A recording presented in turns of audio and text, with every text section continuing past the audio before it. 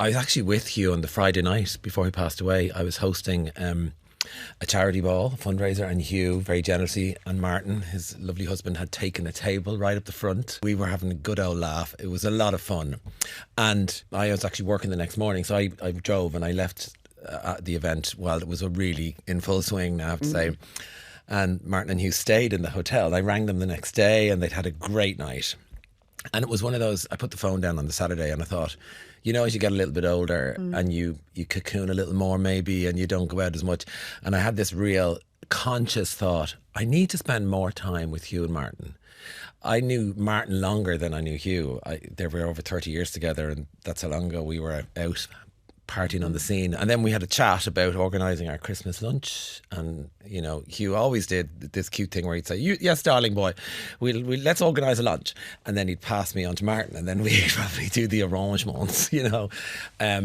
Or I'd be on speakerphone invariably. And that was the Saturday. And then Hugh was filming on the Sunday, The Great House. I was here in Radio Centre covering for Oliver, and I got a phone call at 7 a.m. to say he'd gone. So I'd been with him, and I was sitting in your seat, and next one I got a phone call. It is very difficult, isn't it, when you know someone so well and then you have to announce their death.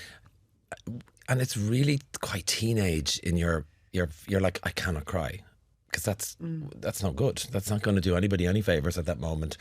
And I was so, like, I had a little cry at my desk, I will be honest. I was like, and I actually did the strangest thing. I thought, I knew Hugh so well, I thought, I'm texting him. So I texted him and no response. And I was like, oh God. So I just did that secretly. I've never told anyone that, actually. Just to say, there's no way he couldn't be gone. And so you just, you pull up your boots. It's a strange thing to do. And then, of course, I was like, of course I will. I absolutely will announce this, and I'll do him proud.